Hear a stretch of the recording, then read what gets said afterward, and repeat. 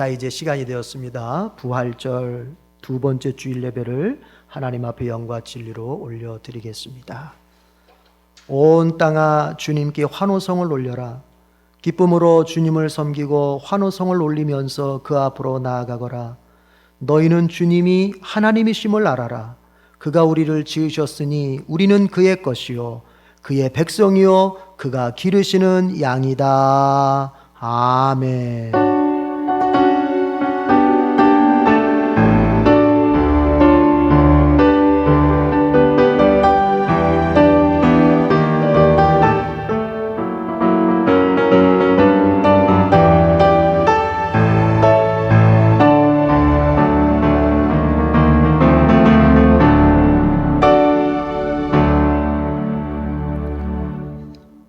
천지만물을 창조하신 창조주 하나님 아버지, 이 세상을 우리에게 아름답게 주셨습니다. 그 만물은 주님을 찬양하고 예배합니다. 우리도 주님을 찬양하고 예배합니다. 이 땅에 어려움이 있지만 우리는 그 고난 속에서도 주님을 믿고 주님을 찬양하고 주님을 높입니다. 이 시간 이 자리에 임하여 주셔서 다시 한번 우리가 일어나 주님을 더욱더 영화로스럽게 할 수 있도록 주님 도와주시옵소서. 모든 예배의 시종을 주님께 의탁하오며 예수 그리스도의 이름으로 기원하옵나이다. 아멘. 우리 다 같이 일어납시다. 경배 찬송 기쁨으로 나오는 자를 부르겠습니다.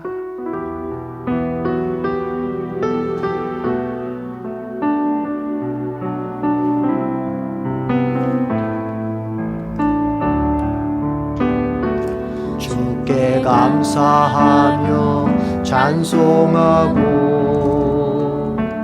주 앞에 기쁨으로 나오는 자,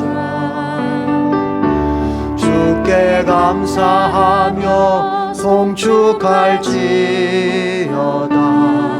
그 이름을 송축할지어다. 주의 선하심이 나의 길 인도하네. 주의 인자하신 사랑은 변치 않네. 주의 성실하심 날 위해 일하시니 은혜가 대대에 이르리라. 할렐루야 할렐루야 할렐루야 할렐루야 할렐루. 주께 감사하며 주께 감사하며 찬송하고 주 앞에 기쁨으로 나오는 자, 주께 감사하며 송축할지어다. 그 이름을 송축할지어다. 주의 선하심이 나의 길 인도하네.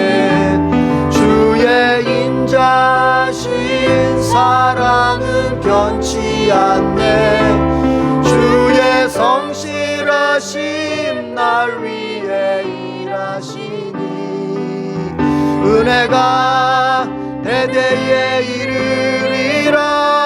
주의 선하심이 나의 길 인도하네. 주의 인자하신 사랑은 변치 않네. 주의 성실하심 날 위해 일하시니 은혜가 대대에 이르리라. 할렐루야 할렐루야 할렐루야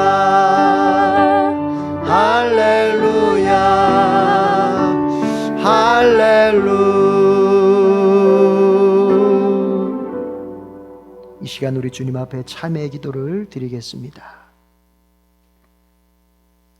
거룩하신 하나님 아버지, 주께서 말씀하시길 내가 거룩하니 내 자녀인 너희도 거룩하라고 하셨습니다. 그 말씀에 한 주간의 삶을 비추어 볼 때 얼마나 누추하고 천박하고 거룩하지 못한 삶을 살았는지 우리는 고백하지 않을 수 없습니다. 생각에서 그랬습니다. 말에서도 그랬었고 우리의 행동과 우리의 선택 속에서도 거룩하지 못했습니다. 그러나 주님, 우리의 삶에 거룩함이 모자란다 하여 우리 주께서 우리를 자녀됨의 그 권세에서 내어쫓지 않을 줄로 믿습니다. 또다시 용서하시고 또다시 씻으시며 또다시 기회를 주실 줄로 믿습니다. 아버지여, 우리를 정결케 하셔서 이 시간 우리가 올려드리는 예배 또한 정결한 예배가 되게 하여 주시옵소서. 예수 그리스도의 이름으로 자매의 기도를 드리며 이제는 주님과 나만이 아는 개인적인 은밀한 죄를 침묵으로 고백합니다.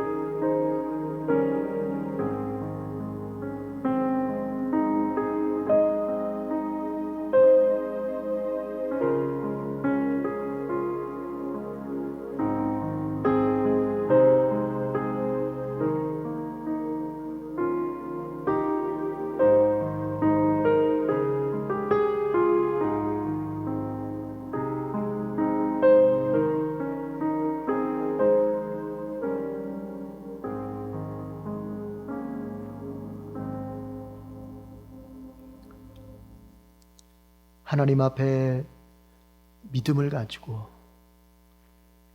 참여하는 자들 속에 우리 주님께서는 용서의 말씀을 이렇게 베풀어 주십니다. 그러므로 그리스도 예수 안에 있는 사람들은 정죄를 받지 않습니다.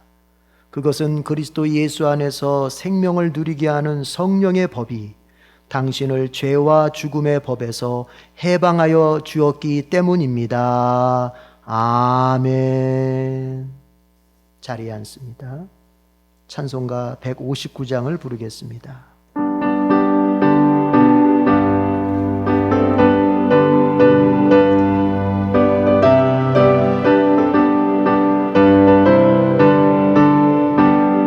기뻐 찬송하세 주님 부활했네 그의 무덤에 권세 닿게 되렸네 찬송하고 전파하세 대속하신 주님 할렐루야 찬송하세 다시 사셨도다 기뻐 찬송하세 밝은 빛이 왔네 그 어둠의 권세 다 이기셨네 찬송하고 전파하세 대속하신 주님 할렐루야 찬송하세 다시 사셨도다 기뻐 찬송하세 주님 피를 흘려 그 속량할 값을 다 치르셨네 찬송하고 전파하세 대속하신 주님 할렐루야 찬송하세 다시 사셨도다 기뻐 찬송하세 죄를 사했으니 그 속죄한 은혜다 찬송하세 찬송하고 전파하세 대속하신 주님 할렐루야 찬송하세 다시 사셨도다 우리 사도신경으로 믿음을 고백합니다. 나는 전능하신 아버지 하나님 천지의 창조주를 믿습니다. 나는 그의 유일하신 아들 우리 주 예수 그리스도를 믿습니다. 그는 성령으로 잉태되어 동정녀 마리아에게서 나시고 본디오 빌라도에게 고난을 받아 십자가에 못 박혀 죽으시고 장사된 지 사흘 만에 죽은 자 가운데서 다시 살아나셨으며 하늘에 오르시어 전능하신 아버지 하나님 우편에 앉아 계시다가 거기로부터 살아있는 자와 죽은 자를 심판하러 오십니다.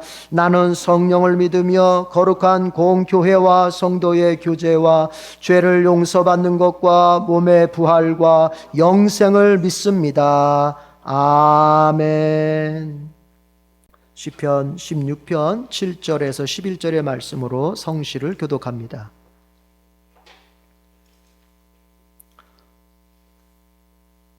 시편 16편 7절에서 11절입니다.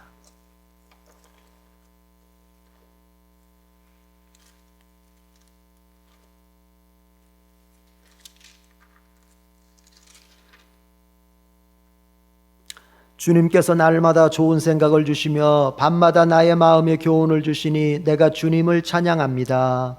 주님은 언제나 나와 함께 계시는 분, 그가 나의 오른쪽에 계시니 나는 흔들리지 않는다. 주님 참 감사합니다. 이 마음은 기쁨으로 가득 차고 이 몸도 아무 해를 두려워하지 않는 까닭은 주님께서 나를 보호하셔서 죽음의 세력이 나의 생명을 삼키지 못하게 하실 것이며 주님의 거룩한 자를 죽음의 세계에 버리지 않으실 것이기 때문이다. 같이 합니다. 주님께서 몸소 생명의 길을 나에게 보여주시니 주님을 모시고 사는 삶에 기쁨이 넘칩니다. 주님께서 내 오른쪽에 계시니 이 큰 즐거움이 영원토록 이어질 것입니다.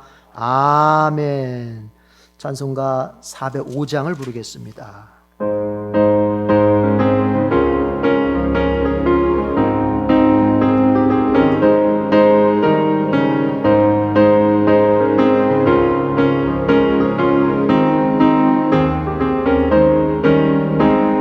주의 친절한 발에 안기세 우리 마음이 평안하리니 항상 기쁘고 복이 되겠네. 영원하신 발에 안기세 주의 발에 그 크신 발에 안기세 주의 발에 영원하신 발에 안기세 날이 갈수록 주의 사랑이 두루 광명하게 비치고 전성 가는 길 편히 가리니 영원하신 발에 안기세 주의 발에 그 크신 발에 안기세 주의 발에 영원하신 발에 안기세 주의 보좌로 나아갈 때에 기뻐 찬미소리 외치고 겁과 두려움 없어지리니 영원하신 발에 안기세 주의 발에 그 크신 발에 안기세 주의 발에 영원하신 발에 안기세.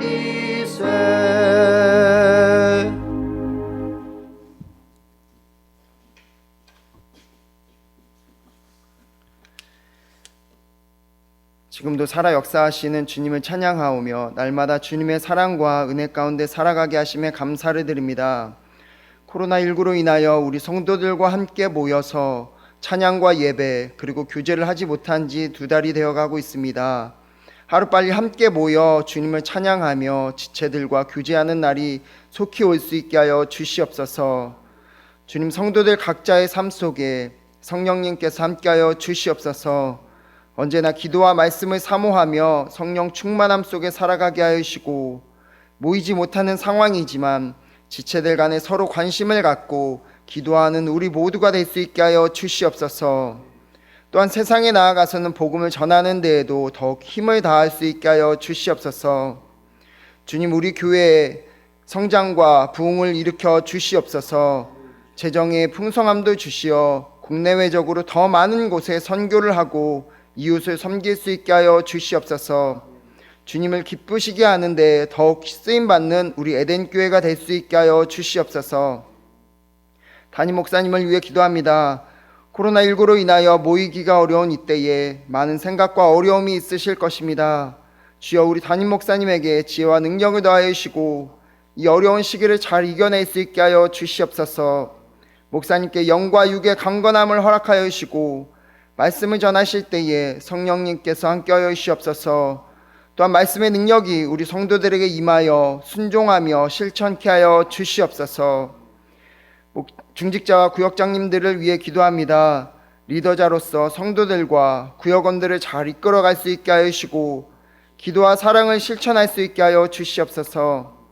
모이지 못하는 이 상황 속에서 성도들과 구역원들을 연합될 수 있도록 그 역할을 잘 감당하는 우리 중직자와 구역장님들이 될 수 있게 하여 주시옵소서. 주일학교 학생들을 위해 기도합니다. 코로나19로 인하여 어린이집, 유치원, 학교를 온전히 다니기 어려운 가운데 있습니다. 답답하고 불안한 마음을 물리쳐 주시고 이 시기를 주님 안에서 안전하고 거룩하게 지내며 시간 관리도 잘 할 수 있게 하여 주시옵소서. 우리 주일학교 학생들이 주님 안에서 믿음으로 자라게 하여 주시고 이들이 자라 세상에 나아갈 때에 주님을 기쁘시게 하며 영향력 있는 자들로 성장할 수 있게 하여 주시옵소서. 우리 에덴교 성도들을 위해 기도합니다. 코로나19로 인하여 불편한 일상이 계속되는 가운데 있습니다. 하루속히 이 악한 바이러스가 사라져 우리 성도들이 온전한 생활을 할 수 있게 하여 주시고 물질로 인하여 어려웠던 부분도 회복될 수 있게 하여 주시옵소서. 주님, 우리 성도들 개인과 가정에 크고 작은 어려움과 해결해야 할 일들이 많이 있을 줄 압니다. 건강과 물질, 자녀, 인간관계, 사업장과 직장, 취업과 결혼 등 다양한 문제들을 모두 주님께 맡기며 기도하고 응답받는 우리들이 될 수 있게 하여 주시옵소서. 주님께서 늘 함께 하신다는 것을 잊지 말고 언제 어디서나 강하고 담대하게 살아가는 우리 모두가 될 수 있게 하여 주시옵소서. 우리를 기억해 주시고 늘 함께 하시는 살아계신 주님을 찬양합니다. 예수님의 이름으로 기도드리오며 이제는 주님께서 가르쳐 주신 기도를 드리오니 하늘에 계신 우리 아버지, 아버지의 이름을 거룩하게 하시며 아버지의 나라가 오게 하시며 아버지의 뜻이 하늘에서와 같이 땅에서도 이루어지게 하소서. 오늘 우리에게 일용할 양식을 주시고 우리가 우리에게 잘못한 사람을 용서하여 준 것 같이 우리 죄를 용서하여 주시고 우리를 시험에 빠지지 않게 하시고 악에서 구하소서. 나라와 권능과 영광이 영원히 아버지의 것입니다. 아멘.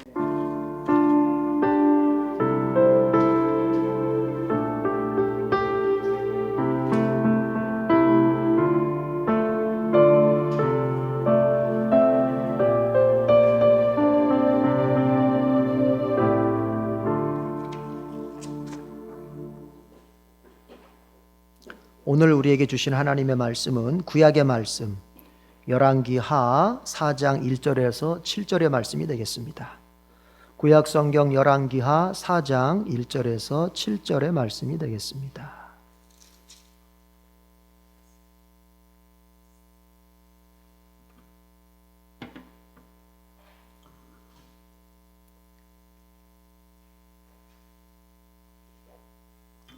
구약 성경 열왕기하 4장 1절에서 7절을 교독하겠습니다.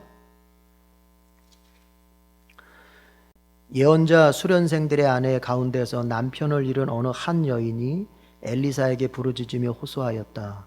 예언자님의 종인 저의 남편이 죽었습니다. 예언자님께서도 아시다시피 그는 주님을 경외하는 사람이었습니다.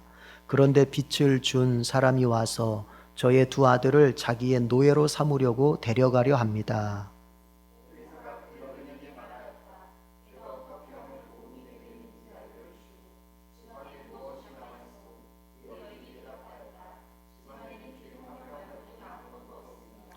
엘리사가 말하였다. 나가서 이웃 사람들에게 빈 그릇들을 빌려오시오. 되도록 많이 빌려와서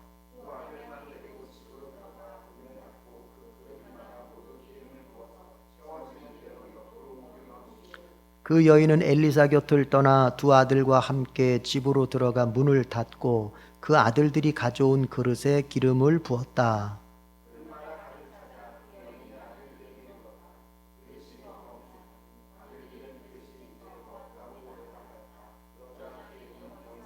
같이 읽습니다.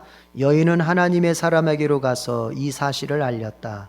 하나님의 사람이 그에게 말하였다. 가서 그 기름을 팔아 빚을 갚고 그 나머지는 모자의 생활비로 쓰도록 하시오. 아멘. 자, 오늘 복음성과 같이 한번 부릅시다. 아무것도 두려워 말라 부르겠습니다.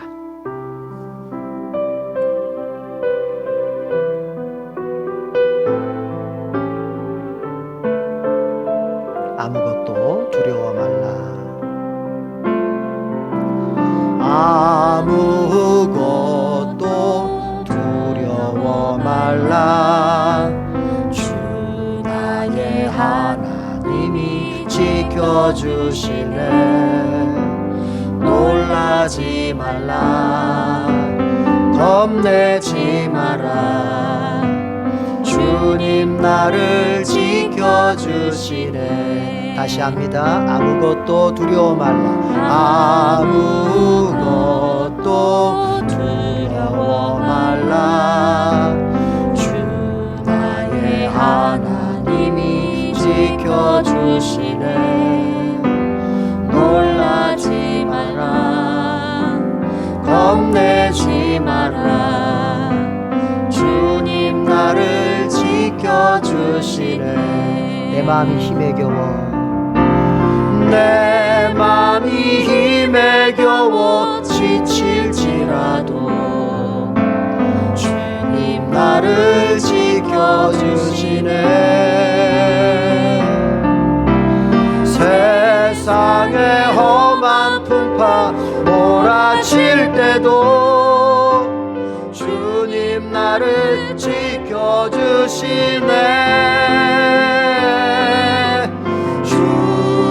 주님은 나의 산성, 주님은 나의 요새, 주님은 나의 소망, 나의 힘이 되신 여호와.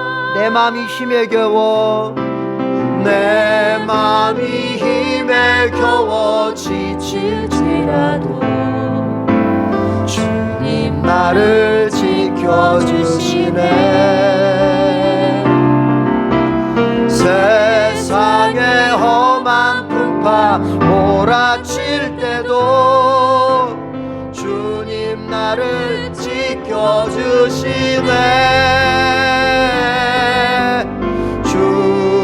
주님은 나의 산성, 주님은 나의 요새, 주님은 나의 소망,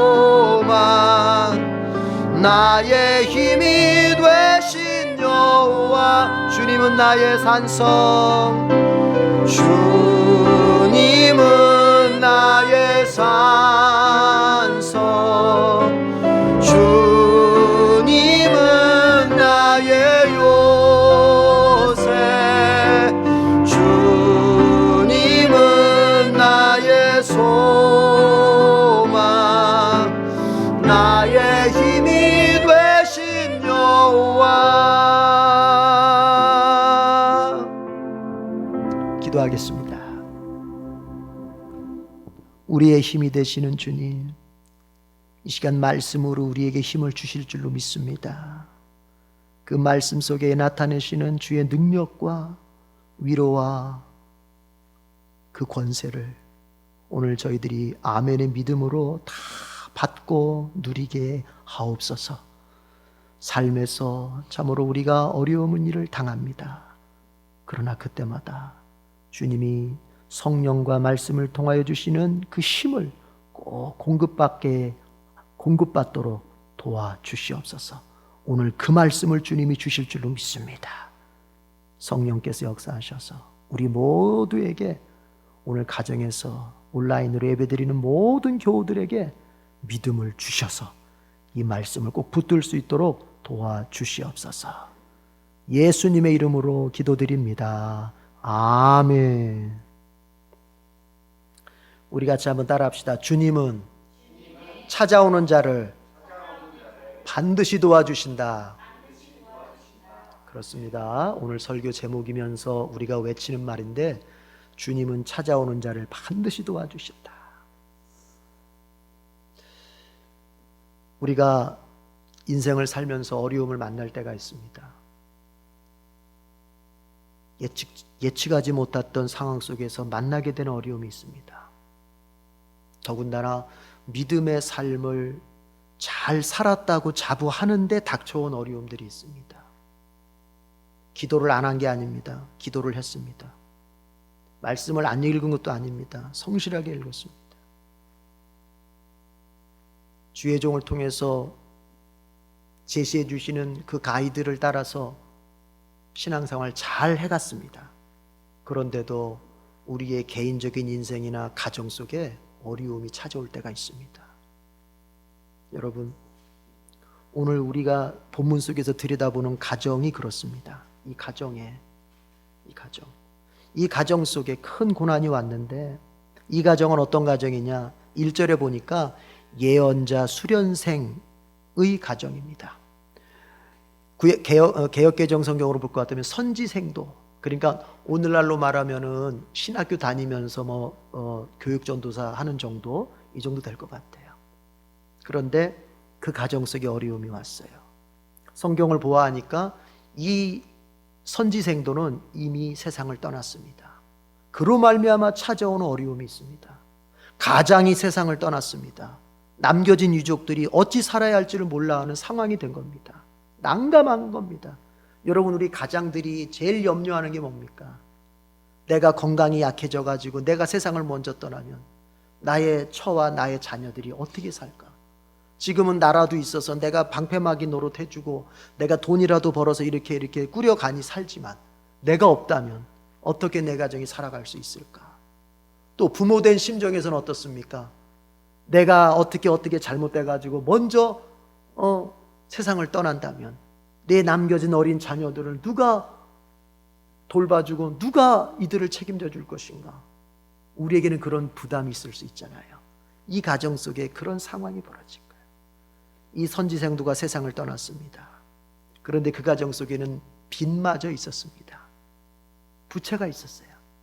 이 빚을 독촉하는 빚쟁이가 이제 이 가정에 와서, 너희들이 빚을 못 갚으니까 너희 그 아들들, 건강한 아들들 내가 이제 종으로 내가 좀 써야 되겠다.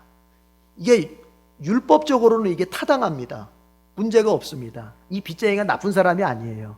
이 사람은 법적인 권리를 행사한 겁니다. 율법에 의하자면은 빚을 진 사람이 빚을 갚지 못하면 그 채권자는 그 사람을, 아니면 그 가족을 6년 동안 종으로 삼을 수가 있는 거예요. 그러니까 법적으로 타당한 거예요. 법적으로 타당하다고 해서 여러분, 그 일이 항상 아름다운 것만은 아니죠. 그렇죠? 법적으로 타당해도 우리에게는 마음 아픈 일들이 일어날 수 있는 거예요. 이 가정이 그런 거예요. 여러분, 먼저, 그런데 이 가정이 결과적으로는 뭐냐? 그 어려운 문제를 해결받았다는 것입니다. 오늘 이게 중요한 거예요. 이 정말 생사를 알 수 없는 이 가정 속에 이 어려운 문제를 오늘 해결받았다는 거예요. 먼저 선포합니다. 여러분의 가정 속에도 어떠한 어려운 문제가 있든지 간에 오늘 말씀을 듣고 이 말씀대로 살았을 때 여러분의 문제가 해결되기를 소망합니다. 반드시. 자, 먼저 이것부터 생각을 해야 돼요. 여러분, 믿음의 사람에게도 고난은 올 수 있다고 하는 거예요.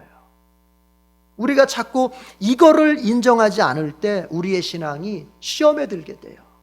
내가 이만큼 주님 앞에 정말 기도했고 헌신했고 믿음의 삶을 살았는데 왜 이럴까?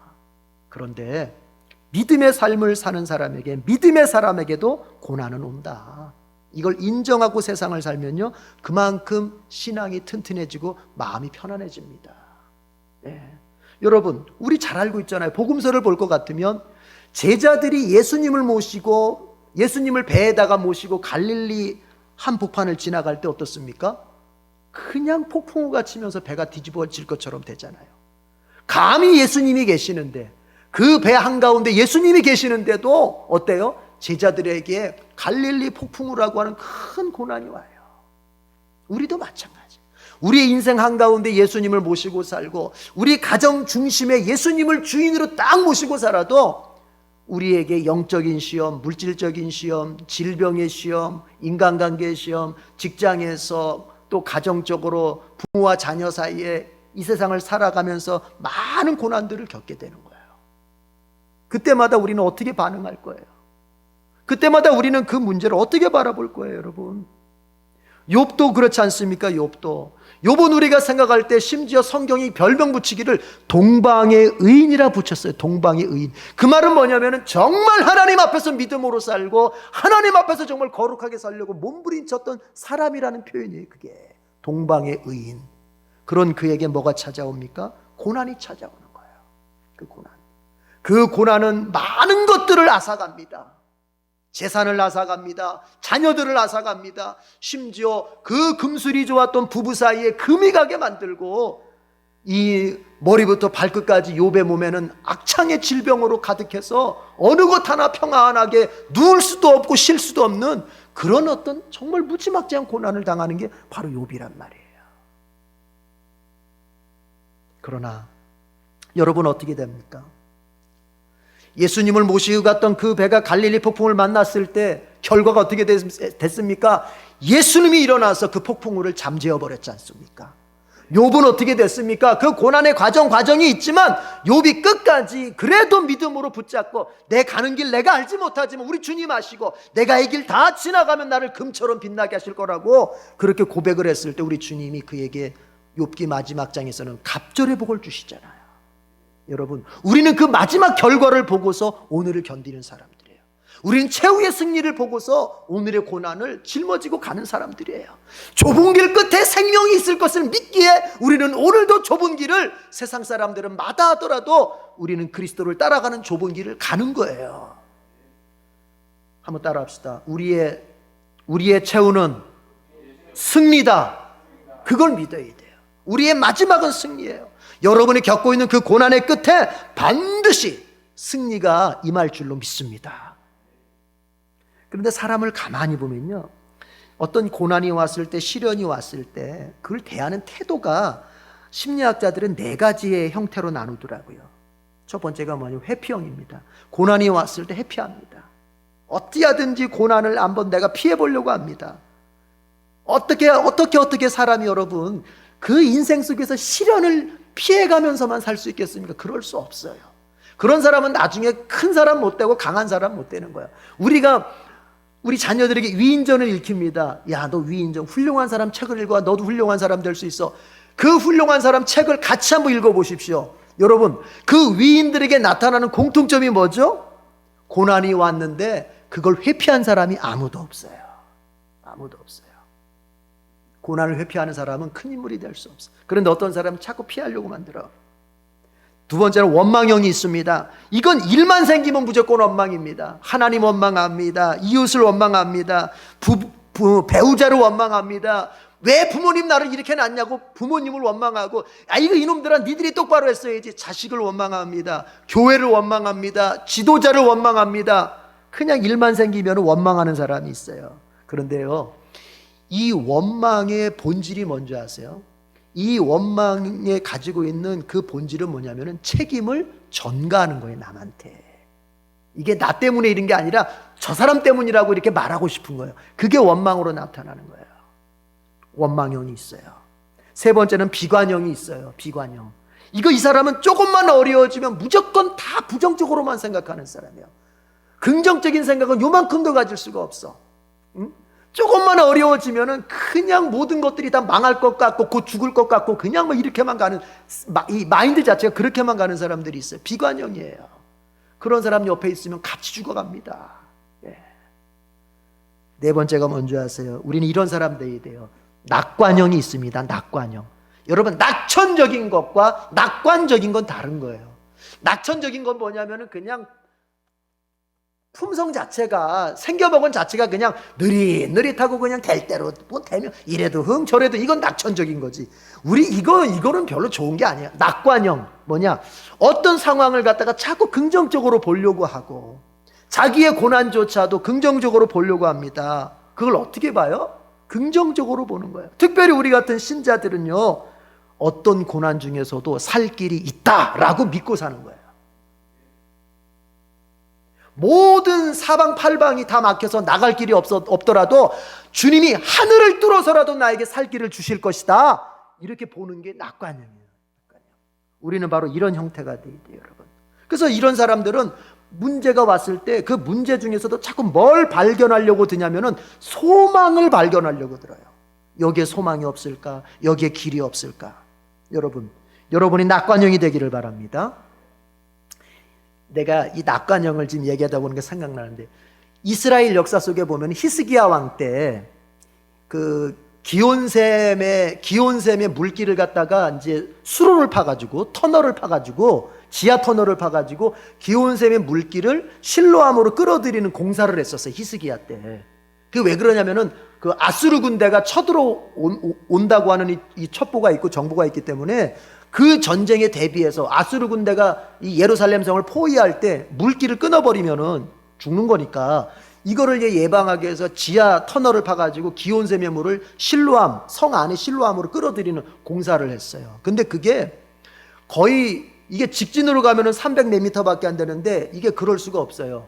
S자로 휘어야 돼, S자로 휘어서. 왜냐하면은 왜 그럴까를 학자들이 추정해 보면은 아마도 그 왕들의 무덤이 있기 때문에 그 왕들의 무덤을 피해서 가려다 보니까 S자로 꺾어서 간 것 같다, 이렇게 얘기를 해요. 근데 어쨌든 여러분, 이스라엘 사람들이 그 S자 형태의 무덤을 파는데요, 터널을 파는데 어떤 방식으로 파냐면은 양쪽에서 동시에 뚫어요. 이쪽에서 뚫고 들어오고 이쪽에서 뚫고 들어오는 거야. 그래가지고 가운데 지점에서 딱 만나자 하는 거예요. 이게 직진이면은 가능하잖아요. 그런데 S자인데 서로 뚫고 들어오다가 만나는 거예요. 그래서 이제 요즘에 들어서 이스라엘의 그런 역사에 대해서 다른 국가들의 건축가들이 이제 비웃는 토로 얘기합니다. 아니, 만약에 그랬다가 말이야, 서로 못 만나면 어떡할 뻔했어. 못 만나면. 그때 이스라엘 사람들이 뭐라고 얘기한지 아십니까? 그러면 터널이 2개 생기는 거지. 터널이 2개 생기는 거지. 그게 낙관형이에요. 그게 낙관형. 내가 원하는 방식대로 되지 않았어도 분명히 주님이 좋게 하실 것이다. 내가 원하는 뜻대로 이 문제가 되지 않았어도 분명히 주님 여기에 뜻이 있고 분명히 주님이 좋게 하실 것이다. 모든 것을 합력해서 주님이 선이 되게 하실 것이다. 여러분에게 때로는 인생의 그 상황이 여러분이 의도했던 대로 되지 않을 때가 있어요. 그래서 그게 여러분에게 고난일 때가 있지 않습니까? 내가 원하는 대로 됐으면 그게 왜 고난이겠습니까? 그러나 잘 생각해 보십시오. 우리가 우리의 살아왔던 인생을 되짚어 보면 내가 원해서 됐던 것보다 사실은 주님이 나에게 이렇게 저렇게 베풀어서 주신 것들이, 더 좋은 것들이 사실은 더 많았어요. 저도 개인적으로 그걸 간증할 것들이 많이 있어요. 여러분, 이제 바라보십시다. 믿음으로 바라봐요. 주님이 분명히 이 고난을 통해서 나에게 좋은 것을 주실 거라고 하는 그 낙관적인, 그 긍정적인, 그 신앙적인 그런 눈을 여러분이 가질 수 있기를 축복합니다. 오늘 이 가정 속에 문제가 왔어요. 이 가정의 문제, 여러분의 문제일 수 있습니다. 이제 그것을 우리는 어떻게 바라봐요? 분명히 주님이 해결해 주실 것이다. 자, 그런데 이렇게 고난이 왔을 때 이제 대처법에 대해서 한번 생각해 봅시다. 믿음의 사람에게도 고난은 온다고 했는데, 그러면 그 고난이 왔을 때 우리는 어떻게 대처를 해야 되느냐? 우리는 키워드를 이렇게 잡읍시다. 따라합시다. 찾으라. 고난이 왔을 때 대처법은 찾는 겁니다. 뭐 하라고요? 찾는 거예요. 그러면 찾는데 2가지를 얘기하겠습니다. 여러분, 주님을 찾으시기 바랍니다. 주님을 찾아야 돼요. 주님을 부르짖으며 찾아야 됩니다. 기도하면서 주님을 찾아야 돼요. 주의 이름을 부르는 자에게는 반드시 구원을 주신다고 약속하셨는데, 여러분, 그 구원은 단순히 영적인 구원만을 말하는 게 아니에요. 그 구원은 우리의 고난 속에서의 건짐도 말씀하시는 거예요. 주님의 이름을 부르라는 거예요. 여러분, 지금 여러분의 어떤 어려움의 문제 속에 풍덩 빠져 있습니까? 도대체 헤어나올 수 없습니까? 그 문제에 대한 해결 대처법 첫 번째는 뭐냐? 다른 것이 아니라, 다른 행위가 아니라, 다른 어떤 노하우가 아니라 주님을 찾는 거예요. 그걸 바꿔 말하면 여러분, 기도하는 겁니다. 기도보다 앞서는 방법은 아무것도 없습니다. 우리는 자꾸 잔머리를 써요. 어려움이 왔을 때 자꾸 이렇게 해볼까 저렇게 해볼까. 우리 주님께서는 너 어려움 당했을 때 제일 먼저 해야 될 우선순위 1호는 주님을 찾는 거야, 기도하는 거야 라고 말씀하시는 거예요. 여러분, 왜 그럴까요? 우린 이럴 수 있거든요. 이것저것 다 하다가 뭔가 되면은 이게 주님이 하신 것 같지가 않아. 그런 거예요. 뭔가 일이 되어가는, 이게 되는 데 있어서 내가 기도를 제일 우선순위로 하지 않은 사람은 이게 일이 된 다음에 주님께 영광 돌릴 생각을 못하게 되는 거예요. 주님 이사야를 통해서 뭐라고 말씀하십니까? 나는 나의 영광을 절대로 뺏기지 않는다 그래요. 주님께 돌아와야 될 영광을 주님이 절대로 뺏기지 않겠다는 거예요. 그러면 그게 신자의 삶에서 뭐로 어떻게 나타나느냐? 어떤 고난이 왔을 때는 무조건 주님은 주님을 찾는 자에게 역사하시는 거예요. 왜? 반드시 그 사람이 이 문제가 해결됐을 때 주님께 영광을 먼저 돌리기 때문에 그런 거예요. 고난이 왔을 때 대처법 첫 번째는 뭐냐? 고난이 왔을 때 대처법은 찾는 것이다. 찾으란데 누굴 찾아요? 주님을 찾는 거예요. 주님을. 두 번째는 뭐냐? 누구를 찾아요? 주님의 사람을 찾아야 돼요. 주님의 사람을. 여러분, 1절 다 같이 읽어봐요. 이제 1절 다 같이 시작. 예언자 수련생들의 아내 가운데서 남편을 잃은 어느 한 여인이 엘리사에게 부르짖으며 호소하였다. 거기 보십시다. 엘리사에게 부르짖으며 호소. 이 여인이 큰 어림을 당하지 않았습니까? 자식이 지금 자식들 둘이 있는 게 그냥 다 종으로 팔려가게 되지 않았습니까? 가장은 세상 떠났지 않습니까? 먹고 살 길이 막막하지 않습니까? 일생일대의 큰 위기 아닙니까? 그때 이 여인이 선택한 게 뭡니까? 주님의 사람을 찾는 거예요.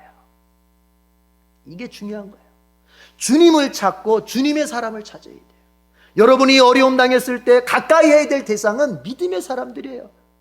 세상 사람을 가까이 해서 여러분 문제 해결받으려고 들면 안 돼요. 세상의 도움을 우선으로 해서 여러분의 문제를 해결받으려고 들면 안 돼요.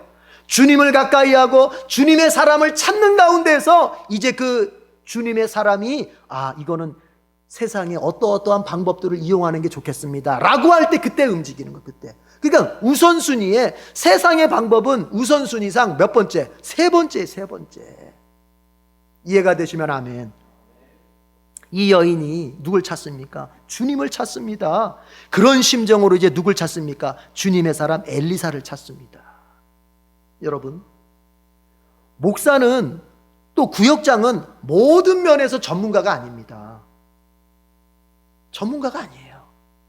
그럼에도 불구하고 여러분들이 어떤 문제를 만났을 때는 목사를 찾고 구역장을 찾아서 어떻게 해야 돼요? 그 문제를 같이 나누고 그 삶에 대해서 나누고 기도를 요청하고 기도를 받고 해야 되는 거예요. 아시겠어요? 에이, 목사님 이 문제를 뭘 아셔? 에이, 우리 구역장님이 나보다도 공부를 많이 안 했는데 뭘 알아? 이게 아니에요. 주님이 세운 주님의 사람들에게는 뭐가 있냐면은 세상적 지혜는 부족할지 몰라도 뭐가 있냐면은 영적인 권세가 있는 거예요. 영적인 권세가. 그래서 여러분들이 그거를 존중하고 그것을 믿는다면 여러분의 어떤 문제가 예를 들어서 이사의 문제라든지 어떤 재정의 문제라든지 인간관계의 문제라든지 그게 다 어떻게 목사나 구역장의 리더들에게 다 그게 전문 분야이겠습니까? 그러나 어떻습니까? 그 문제를 같이 나누는 가운데서 기도해 주십시오. 저에게 조언 한마디 해 주십시오.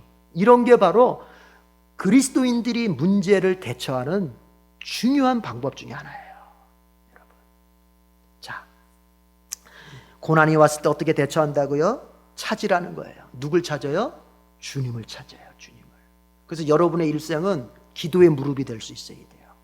아시겠습니까? 또 하나는 뭐예요? 주님의 사람을 찾아야 돼요. 주님이 세운 영적 권위자들을 찾아요. 담임 목사님을 찾고 구역장님을 찾고 또 내게 신앙의 선배가 또 가까이 있으면 신앙의 선배를 찾아서 같이 그 삶을 나누는 이것이 반드시 있어야 됩니다. 자, 그런가 하면 이제 이 여인이 엘리사를 찾아와서 자기의 삶의 사정을 다 이야기하지 않습니까? 그렇게 해야 되는 거거든요. 그렇게 했더니 엘리사가 이렇게 말합니다. 여러분 2절 읽어보십시오. 2절 다 같이 읽어봐요. 시작. 엘리사가 그 여인에게 말하였다. 내가 어떻게 하면 도움이 되겠는지 알려주시오. 집안에 무엇이 남아있어? 그 여인이 대답하였다. 집안에는 기름 한 병 말고는 아무것도 없습니다. 여러분, 이 여인이 자기의 이제 문제의 상황, 자기의 삶의 처지를 다 이야기하니까 엘리사가 이렇게 말하지 않습니까? 내가 어떻게 하면 도움이 되겠는지 알려주시오. 무슨 말입니까?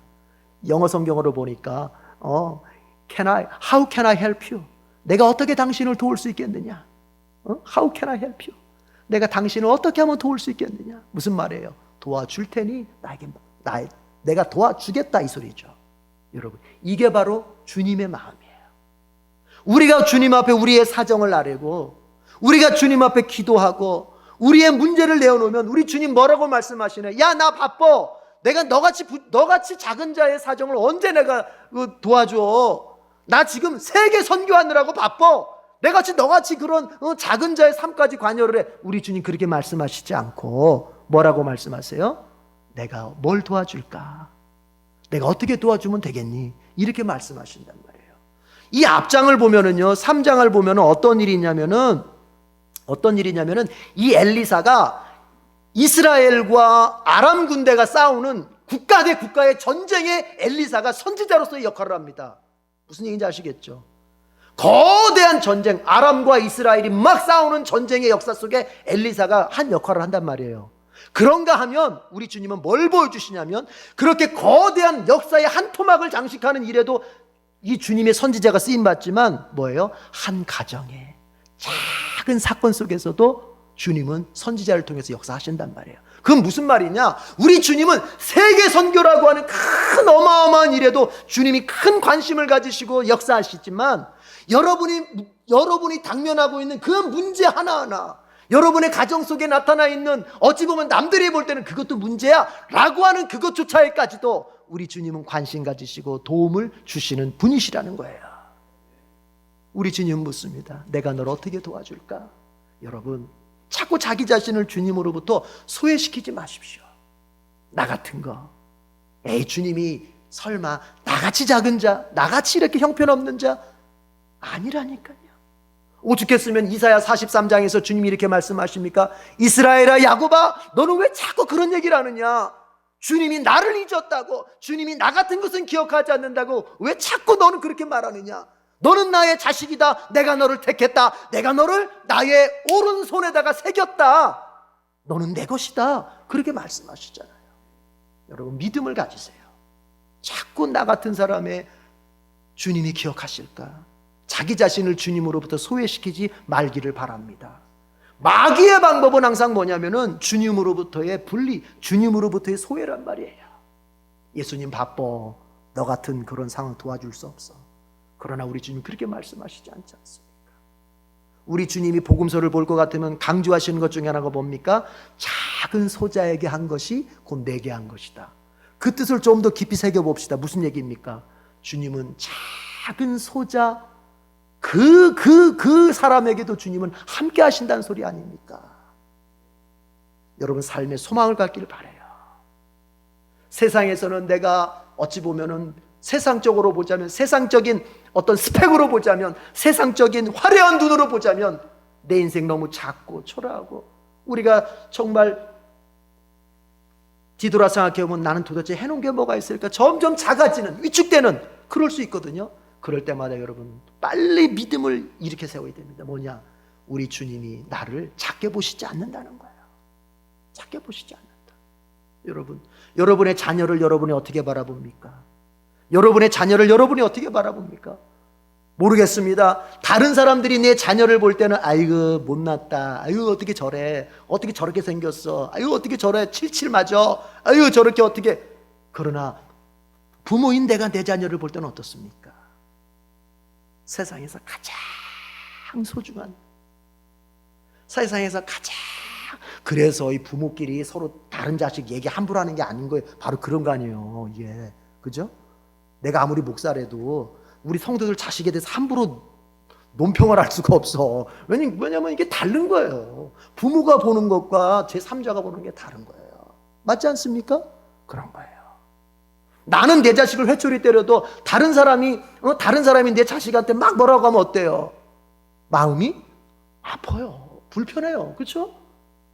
안 그래? 난 그러던데. 그런 거예요. 하나님이 우리를 바라보시는 바는 그런 거예요. 세상 사람들은 나에 대해서 막 이렇게 저렇게 평가하고 손가락질 하더라도 뭔 소리야? 내 사랑하는 자녀다. 나의 소중한 자녀다. 나의 친아들 예수의 그 생명까지 내어주면서 내가 구속한 나의 자녀다. 이렇게 말씀하시는 거예요. 여러분, 그 주님이 우리에게 무엇을 아끼시겠습니까? 여러분이 당하고 있는 그 고난 속에서 우리 주님은 하시는 말씀은 네가 알아서 해, 이게 아닙니다. 내가 뭘 도와줄까? 이 주님의 복된 음성을 여러분의 믿음으로 붙잡을 수 있길 바랍니다. 그런데요, 주님이 기적을 일으키는 시작이 있습니다. 여러분, 주님의 기적을 원하면요, 여러분이 잘 알아야 될 게 내가 가진 것을 살피는 것부터 시작해야 돼요. 2절 다시 한번 보면 이렇게 돼 있죠. 엘리사가 그 여인에게 말하였다. 내가 어떻게 하면 도움이 되겠는지 알려주시오. 그러면서 엘리사가 이렇게 묻습니다. 당신 집안에 무엇이 남아있어? 그러니까 그 여인이 대답합니다. 예, 저희 집안에는요 기름 한 병 말고는 아무것도 없습니다. 그랬더니 엘리사가 그러면 그릇 빌려다가 그 기름 따라가지고 빈 그릇 채워질 때까지 기름 따라라, 이렇게 말합니다. 여러분, 주님의 기적은 어디서부터 시작하느냐? 내가 가진 것, 거기서부터 시작하는 거예요. 내가 가진 것. 내가 가진 게 무엇인지를 봐야 돼. 이게 왜 중요하냐면요, 여러분, 내가 가진 것을 본다고 하는 것은 내가요, 여러분, 내가 나를 자꾸 부정적으로 보고 내가 나를 갖다 자꾸 나쁘게 보고 내가 나를 자꾸 비하하는 마음으로 본 사람이 자기에게 가진 것을 볼 수 있을까요? 없는 거예요. 이 말의 속뜻은 뭐냐면은 네가 너를 어떻게 바라볼 것인지, 네가 지금 처해 있는 환경을 어떻게 바라볼 것인가를 주님이 되새겨 주는 거예요. 여러분, 내가 가진 것이 무엇이 있습니까? 이 여인이 말합니다. 기름 한 병 말고는, 이 한 병 말고라는 것이 원어적인 뜻은 아주 조금이라는 말이에요. 기름 조금 말고는 없습니다. 그러면 주님 뭐라고 말씀하십니까? 걱정하지 마라. 거기서부터 시작하자. 여러분 자신을 너무 짓밟지 마십시오. 여러분 자신의 능력이나 여러분 자신의 처지나 여러분 자신의 배경이나 여러분이 처해져 있는 현실에 대해서 너무 여러분 자신을 짓밟지 마십시오. 주님이 거기서부터 시작하시는 거예요. 넘어졌으면 넘어진 데서부터 시작하는 거예요. 만약에 망했다 합시다. 걱정하지 마십시오. 거기서부터 주님은 다시 시작하시는 거예요. 즉 무슨 얘기예요? 절대로 주님께는 나에 대한 포기가 없다는 얘기예요. 내가 무너졌으면, 작아졌으면, 정말 아무것도 없으면 거기서부터 시작하실 망정 절대로 주님은 나에 대해서 포기란 없다는 얘기입니다. 기억하십시오. 그래서 여러분이 지금 어떤 처지에 있든지 간에 절대로 포기하지 마세요. 따라합시다. 주님이 포기하시지 않는데 내가 왜 포기해야 되는가? 절대 포기하면 안 돼요. 처칠이 자기의 모교에 가서 연설했던 것이 바로 그 말 아닙니까? 그 세계적인 인물, 2차 세계대전을 승리로 이끈 영웅, 그리고 노벨 문학상까지 탄 그 처칠이 딱 모교에 가서 하는 말이 뭡니까? 사람들이 저렇게 유명한 사람이 무슨 말을 할까? 어떤 명언을 할까? 들었을 때 처칠이 딱 세 마디 하잖아요. Don't give up. 포기하지 마라. 그리고 절대로 포기하지 마라. 그리고 어떤 일이 있어도 포기하지 마라. 그거밖에 없었잖아요. 그리고 딱 내려왔잖아요. 여러분, 이게 바로 명령설 아닙니까? 포기하지 마십시오. 여러분의 지금 바탕이 어디에 있든지 절대 포기하지 마십시오. 우리 주님은 그것을 사용해서 다시 일으켜 세워주십니다. 마지막입니다, 여러분. 그렇게 나의 바탕으로부터 시작된 한 가지만 더. 그 바탕에서부터 시작하는데 내가 생각할 때 나에겐 정말 아무것도 없다. 아니지, 이 여인은 그래도 뭐 기름 한 병이라도 있었다고 내놓을 게 있었는데 주님, 저는 정말 내놓을게요. 시작할 게 아무것도 없습니다. 라고 생각되는 성도가 있다면 저는 이렇게 말씀드리고 싶어요. 여러분, 정 없으면요, 말이라도 복된 말 하십시오. 말이라도. 뭐라도? 말이라도 복된 말 하시라고. 예, 환경 아무것도 없어도 말 한마디라도 된다. 주님이 도우시면 된다. 나는 복되게 된다. 말이라도 하시라고. 그럼 반드시 그렇게 될 줄로 믿습니다. 주님이 그렇게 나의 그 가진 것으로부터 기적을 시작하실 텐데 그 기적의 열매는 어느 때 맺어지느냐? 내가 가진 것으로부터 기적을 일으키시길 시작하시지만 그 기적의 열매 맺는 순간은 언제인가? 여러분 4절을 보십시오. 4절 다 같이 4절 5절 같이 읽읍시다. 4절 5절 시작. 두 아들만 데리고 집으로 들어가 문을 닫고 그 그릇마다 모두 기름을 부어서 채워지는 대로 옆으로 옮겨 놓으시오. 그 여인은 엘리사 곁을 떠나 두 아들과 함께 집으로 들어가 문을 닫고 그 아들들이 가져온 그릇에 기름을 부었다. 무슨 얘기죠? 엘리사가 자 집으로 이제 가서 빈 그릇들 잔뜩 빌려다가 집으로 가서 잊지 말 것은 문을 딱 닫고 나서 잠그라 이 말이에요. 문을 잠그고 나서 그 빈 그릇에다가 기름을 부어라. 그래서 차면은 옆으로 밀어넣고 새 빈 그릇, 차면 또 옆으로 이렇게 하라는 거예요. 여러분, 문을 닫는다는 게 중요한 거예요. 뭐냐? 순종에다가 집중하라는 거야. 순종에다. 뭐에다 집중해? 순종에다 집중하라는 거야. 순종을 감정 따라서, 충동 따라서 하다 안 했다, 했다 안 했다 이게 아니라 주님이 하신 말씀, 그 약속의 말씀, 내가 아무리 가진 게 없어도 나의 가진 것 그것이 어떤 것이든지 거기서부터 기적을 시작해 가신다고 하는 주님의 말씀을 딱 믿고 이제 주님께서 되게 하실 것이다 믿으면 이제 어떻게 해요? 주님의 말씀에 무조건 순종하는 거예요. 무조건 순종에 집중하란 말이에요. 그래서 기적을 원합니까? 여러분 다른 게 아닙니다. 순종에다 집중하십시오. 순종할 때 기적이 열매로 맺어지는 거예요. 아브라함이 이스라엘의 건국의 조상이 됐습니다. 일개 아브라함이 한 민족, 한 국가의 건국의 조상이 됐습니다. 여러분 어느 때 그게 일어났습니까? 순종할 때 일어나는 거예요. 순종할 때. 아브라함한테 하나님께서 나타나셔서 맨 처음에 너 네 고향 친척 아비집을 떠나라고 할 때 어디로 가야 할지 알지 못하지만 일단 떠나겠습니다 하고 순종이 있었죠. 그러다가 또 창세기 22장 가면은 네 하나밖에 없는 독자를 갖다가 모리아산에서 제물로 바쳐라 할 때 아브라함이 힘들지만 예 알겠습니다 하고 바쳤을 때 순종했을 때 주님이 이제 그를 건국의 조상으로 세우시는 거예요. 여러분의 인생 속에 정말 영광의 꽃이 피길 원한다면은 다른 거 생각하지 말고 어떻게 하면 내가 주님의 말씀에 순종할 수 있을까? 그 순종에다가 집중하시길 바랍니다. 그럼 반드시 주님은 이 가정 속에 이제 어떻게 됩니까 여러분? 7절 가니까 정말 6절 가니까 기름이 가득 채워졌어요. 7절 가니까 모든 빚을 갚고도 남은 평생 생활비로 쓸 수 있을 만큼 넉넉해졌어요. 여러분 가정 속에 이런 복이 있기를 바랍니다. 문제가 해결되는 복이 있기를 바랍니다. 그러려면 어떻게 하자고요? 순종에다가 집중하자고요. 헬런 켈러가 이런 얘기를 했습니다. 이 사람은 청각, 시각, 언어, 삼중장애를 가지고 태어난 사람 아닙니까? 그런데 이런 사람이 하버드 대학을 나와서 교육계에 큰 영향을 끼친 인물 아닙니까? 미국에서.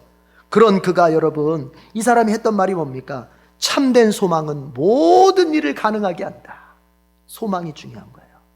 지금 여러분에게 고난이 왔다고 해서 절망으로 꺾이지 말고 이 고난 중에서도 주님은 기적을 일으키실 수 있고 내가 주님의 말씀에 순종하기만 하면 주님 반드시 기적을 열매 맺게 하신다고 하는 이 소망을 딱 가지고 여러분이 모든 문제를 대처할 수 있길 바랍니다.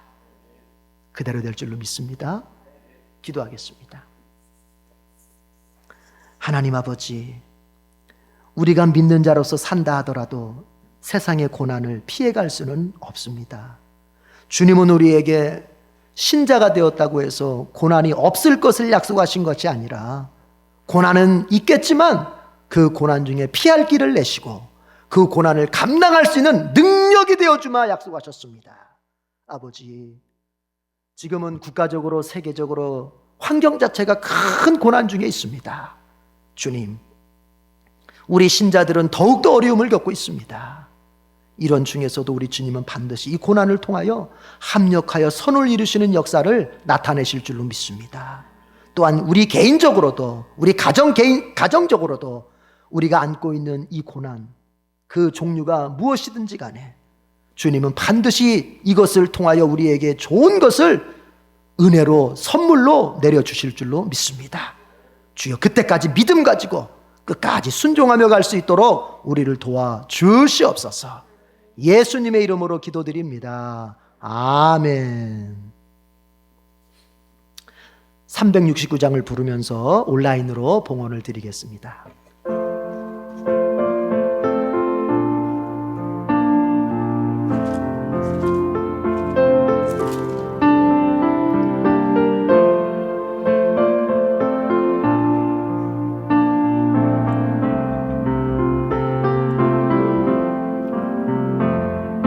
죄짐 맡은 우리 구주 어찌 좋은 친구인지 걱정 근심 무거운지 우리 주께 맡기세. 주께 고함 없는 고로 복을 받지 못하네.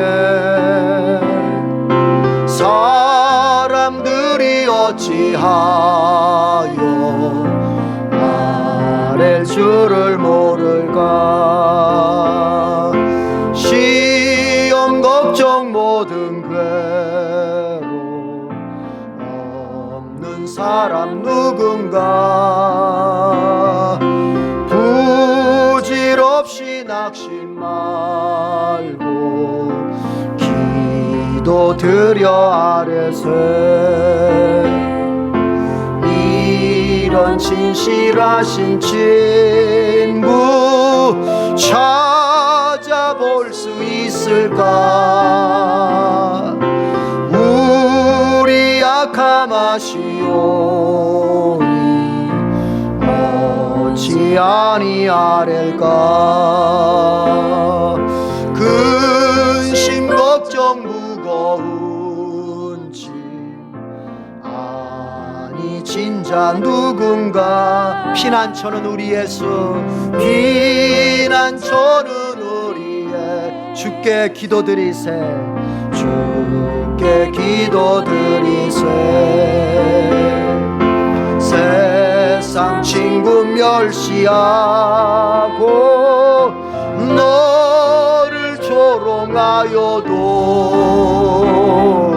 예수 품에 안기어서 참된 위로 받겠네.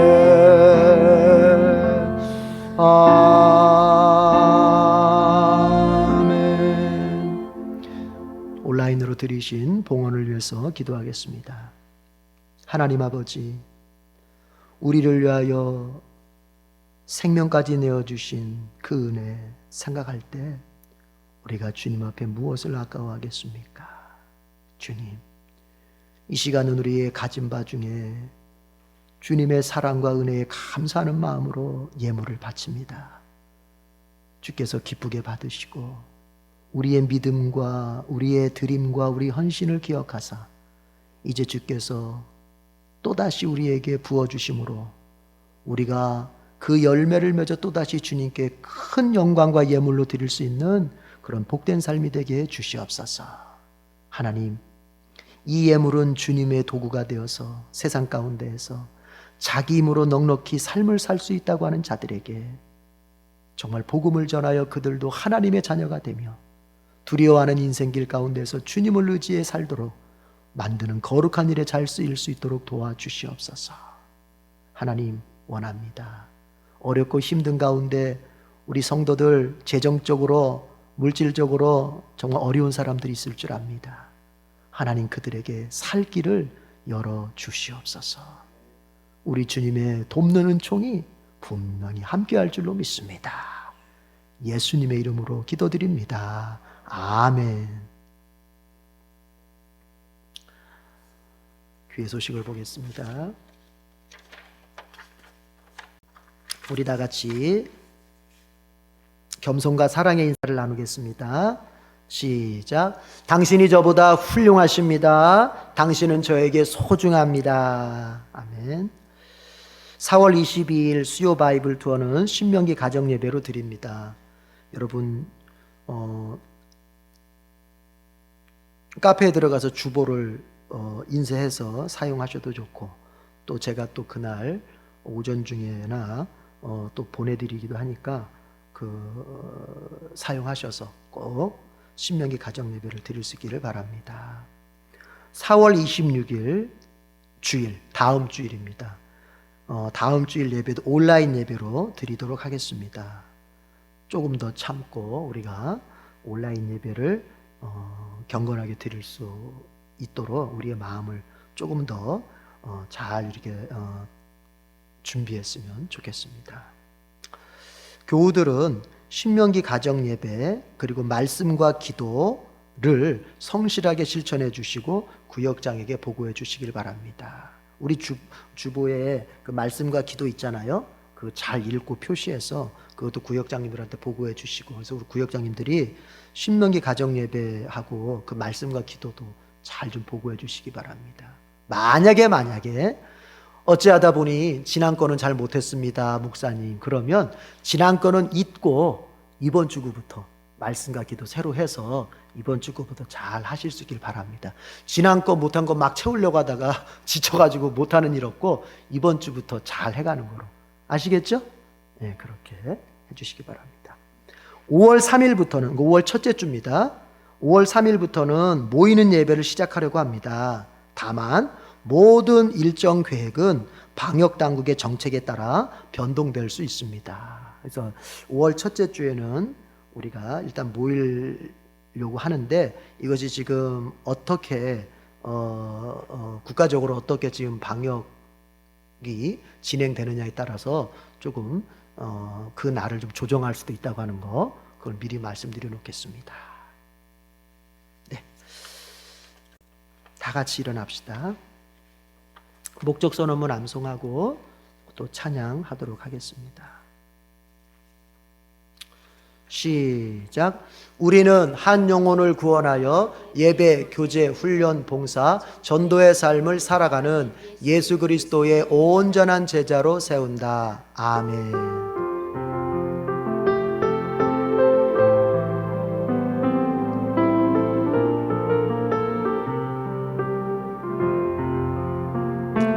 우리는 한 영혼을 구원하여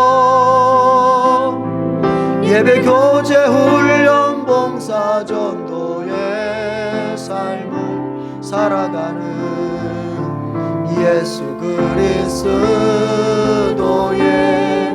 온전한 제자로 세운다. 주여 한 영혼을, 주여 구원해 주소서. 주여 그 이름을 불러주옵소서. 간절히 기도드리오니 구원하소서. 함께 천국에서 주를 뵙게 하소서. 내 입술은 연약하나 주는 강하시니, 내 입술이 주 전할 때 능력 나타내소서. 주여 한 영혼을 구원하소서. 닫힌 마음 문을 열어주소서. 주여 그 이름을 불러주소서. 거절할 수 없는 은혜 주소서. 성령님 능력으로 예수님의 권세로 나를 사용하사 구원하소서. 사랑하는 성도 여러분, 믿음의 사람에게도 고난은 옵니다. 그러나 믿는 자에게 고난은 반드시 유익을 이루고 복을 이루게 됩니다. 고난이 왔을 때 대처법은 찾는 것입니다. 찾으십시오. 주님을 찾아서 부르짖으십시오. 그리고 주님의 사람을 찾아서 여러분의 삶의 문제를 같이 나누고 같이 기도하십시오. 주님이 기적을 일으킬 때는 여러분이 가진 것으로부터 시작합니다. 그러니 여러분 절대 조바심 내지 마십시오. 아무것도 없다고 조바심 내지 마십시오. 여러분의 처지가 어떠하든지 간에 주님은 거기서부터 분명히 기적의 일들을 시작해 가실 것입니다. 이제 그 기적이 열매를 맺으려면 다른 것이 아니라 순종에만 집중하십시오. 그것이 열매로 맺혀질 때까지 순종에만 집중하십시오. 그러면 오늘 본문 속에 이 가정처럼 여러분의 가정도 문제가 해결되고 복이 넘칠 줄로 믿습니다. 우리 주님 예수 그리스도의 은혜와 하나님 아버지의 크신 사랑과 성령님의 교통하심이 문제를 만났지만 이제부터 그것을 믿음의 눈으로 바라보며 이제 주님을 찾고 주님의 사람을 찾아서 그리고 내가 가진 것을 주께 내어드리고 주님께 순종에만 집중해서 그 문제를 해결하여 복이 되게 하도록 결심하고 돌아가는 모든 성도들 위해 지금부터 영원까지 함께 있을지어다. 아멘.